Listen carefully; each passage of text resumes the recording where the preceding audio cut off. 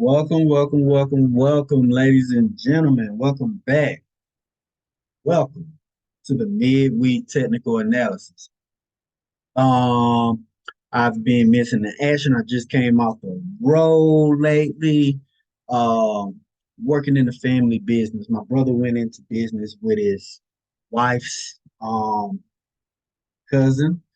They have a courier service, so I was helping them get it up and running and off the ground this past week. So I've done some traveling. I've been across the country from Philadelphia, Pennsylvania, on up to Minnesota. So yeah, it was quite an experience. A lot of countryside, a lot of road, but got to spend some quality time with my older brother out there on the highways and byways, and but I'm back now, and so let's get into it. Before I jump into it, as always, let me give a quick disclaimer. This is not financial advice. Anything that I share during this analysis is for educational purposes only. I repeat, this is not financial advice. Any and everything that I share during this analysis is for educational purposes. Cool beans, cool beans. All right. Looking at the dollar index as always, we start out with the dollar index because we use it to gauge the other markets, asset classes that we trade, right? And looking at the dollar, we can see that the dollar did respect this daily volume imbalance. I'm sorry, not a volume imbalance, but a fair value gap. We see that the dollar did respect this daily fair value gap. Um, I want to see us run up to the monthly 79% PDO rate level. And if we break above that aggressively and close above it, then I would expect price to run the monthly buy side liquidity. Simple as that. If we break back below consequent encroachment, meaning this yellow line, the 50% mark of this daily fair value gap, if we break and close below that, then I will expect us to run the monthly sell side liquidity again and possibly start making our way down to this daily fair value gap from March this year. Cool beans, cool beans. It's not rocket science. You just gotta follow price action, right?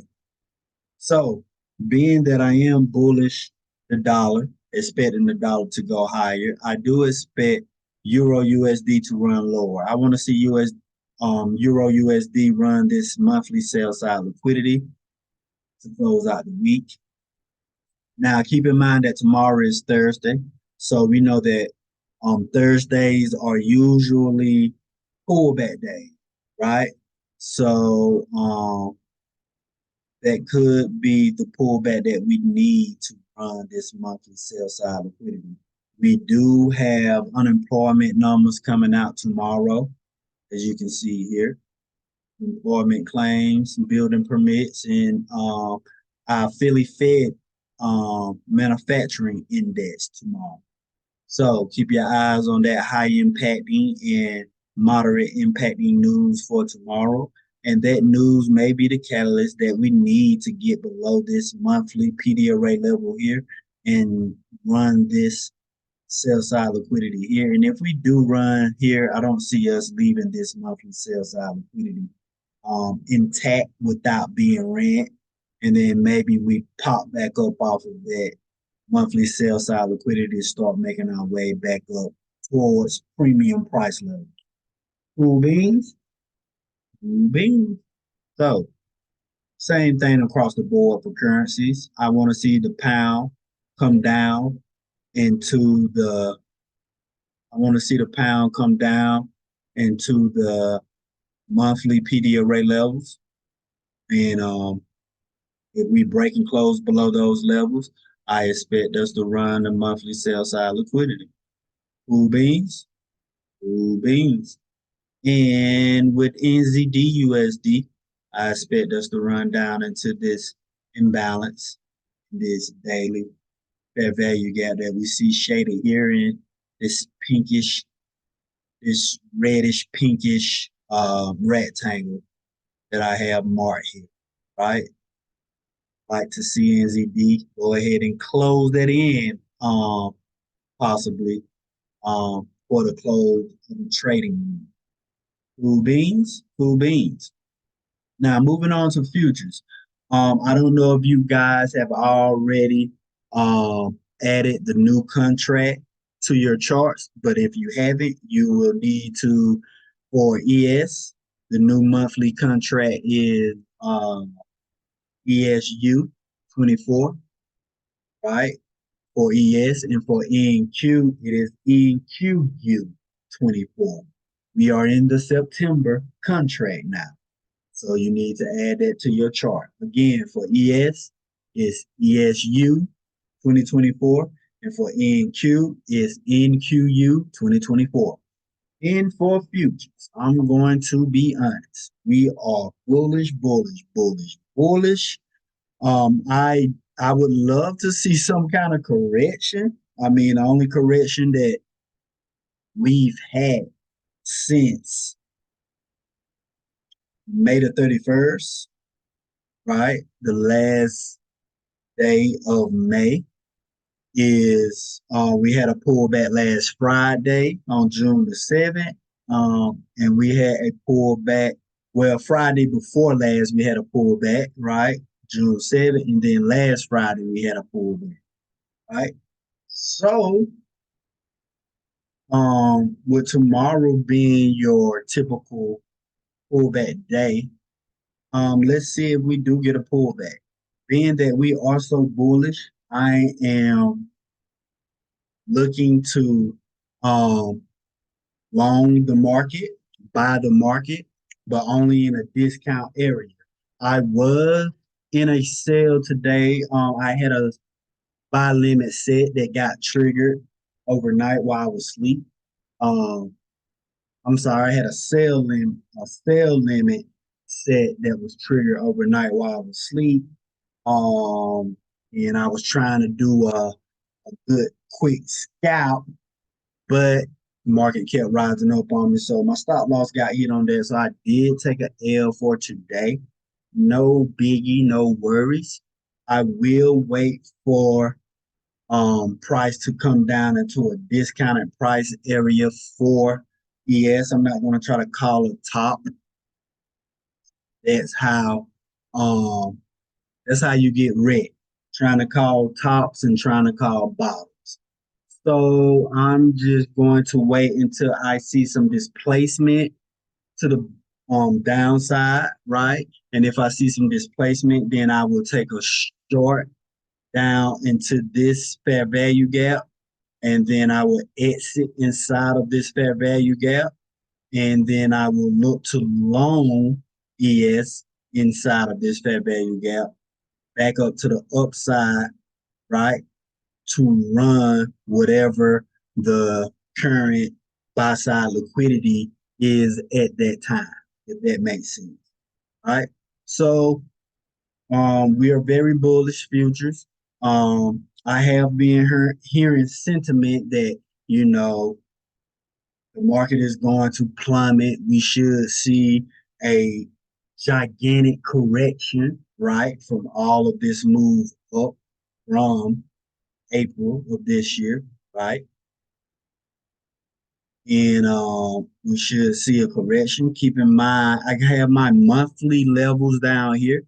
And as you can see, our monthly discount PD array levels is down here in the 5200s and 5100s for ES. We're currently at 5500. So that's quite a correction if we get that correction down to those levels. That is about 337 handles and 1,350 ticks. So that's what I'm looking for ES. Keep your eyes open for some displacement to the downside to see if we get down into this daily fair value gap. If we do break and close below the daily fair value gap, then I will be looking for us to come down into weekly PDRA levels, discount PDRA levels, and so forth and so forth. So pretty much just playing it by eye right now for futures. Waiting for some confirmations, waiting for some displacement, and we'll take it from there. Same thing with NQ, new monthly contract, NQU 24, and basically the same thing for NQ. I'm looking to long, but only at a discount price down here in these discounted um, daily PDRA levels inside of this daily fair value gap. And if we break and close below the daily fair value gap, then I will look for price to come down into these weekly discount PDRA levels, so forth and so forth. Our monthly PDRA levels is down in the 18,000, 17,000 area for NQ, and that is a lot of handles and a lot of pips. I mean, a lot of ticks from our current price, over 2,000 handles, over 8,000 ticks. I don't think we drop that low. It'd be a beauty if we drop that down to these weekly discount PD arrays for over 750 handles to 870 something handles, over 3,500 ticks. So that is what I'm looking at for futures, and that's what I'm looking at for the midweek technical analysis this week. For crypto, uh, Bitcoin is kind of just consolidating right now. We have a high of 73,800 in this range, in a low of 56,537 in this range. And let's call this low 50,500 for the low of this range, and 73,800 for the highs, this range here.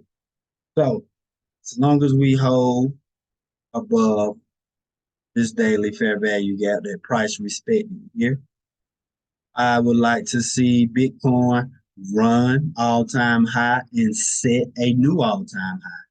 And if you are currently invested in DOG, this is a good time to accumulate some more DOG to add to your position, because that's damn sure what I'm doing. So you can take that for what you want to take it. Again, this is not financial advice, but I'm very bullish DOG, as you know. And I believe that DOG will get to $1 within the next year or so. So I'm really looking at DOG getting to $1 by Q1 of 2025. But that's just my personal opinion. And you can go and do your own research. Doggo to the moon.io is the website if you want to research the dog coin. Again, that's doggo to the moon, one word, .io. Doggo to the moon.io, and you can go read and learn all there is to know about the dog coin being the first Bitcoin meme coin, and just learn all about the developer that created it, why it was created, the airdrop that was made, who it was made to, and all that good stuff. So again, that's doggotothemoon.io. So with that being said, I hope you guys had a great week so far, and I hope the rest of it is even greater. If you're interested in joining the private Telegram group, trade group, go to precisionpipsllc.com and sign up for the silver package. If these analysis add any value to you guys' lives whatsoever, please feel free to like, share, and most of all, subscribe to the YouTube channel. It really helps out a lot. So, with that being said, I appreciate you guys coming out tonight, tuning in, getting this knowledge, and empowering yourselves. Let your family and friends know you love them while they still here. Life is short, you guys. Please let your family and friends know you love them while they still here. And as always, peace and love, everybody. You know.